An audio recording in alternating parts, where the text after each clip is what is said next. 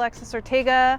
I'm queer, I'm brown, I'm Mexican, I live in Palm Springs, and I get to work with LGBTQ people and community members here.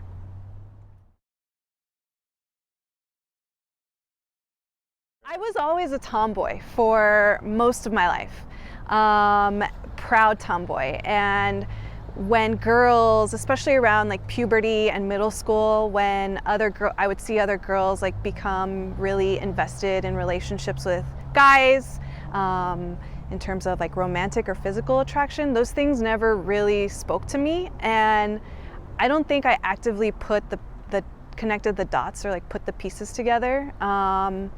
I kind of just like put my head down and focused on school, focused on extracurricular activities.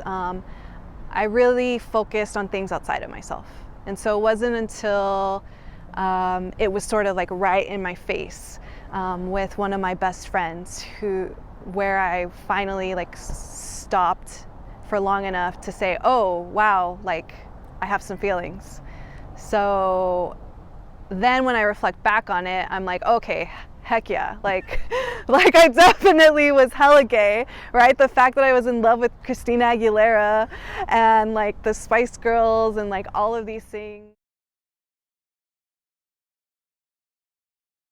Being the oldest in my family, being the first in my family to go to college, and the fact that it was such a prestigious college, Stanford,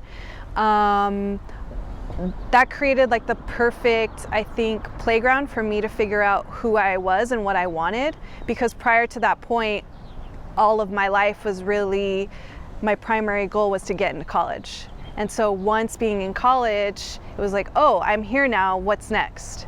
And the thing that was closest to uncover was what my sexual orientation was, or what my identity was outside of like I'm a good student or like I'm a type A person. So yeah, college, more so than even academics, I think, college was the time when I focused on who I was, what drove me, and what was my value system that I would carry into being an adult.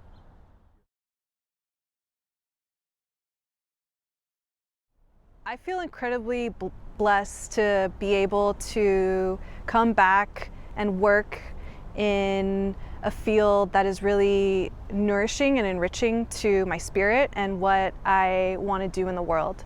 And being able to do that in a place where I grew up, and being able to speak from an experience and a perspective that is not really present in a lot of conversations, especially in spaces where there's a lot of power or privilege, because people are coming here from outside, and so they have more access to wealth, maybe social capital, maybe education. So being able to be here and work at a place that really fills my heart is something that I wish everyone had the opportunity to do, because it really grounds me and I guess reminds me of my worth when maybe I forget about that sometimes.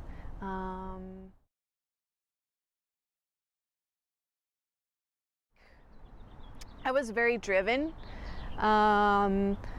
Growing up in a family where you're the oldest and you feel the weight of the world on your shoulders, and then you add family dynamics and addiction, and all of these things created a world in which I felt like I had to carry on a persona or a strengthened version of myself, and I didn't really get time to like be a kid or figure out what it was that I really wanted. So I think if I could go back and talk to 15-year-old me, it would be to like slow down, and that perfection is not necessarily the healthiest thing to aim for, and that was often what I was doing. I needed to get straight A's, I needed to like excel at everything that I did, and I think that really prevented me from experiencing a lot of other things that could have been really fulfilling.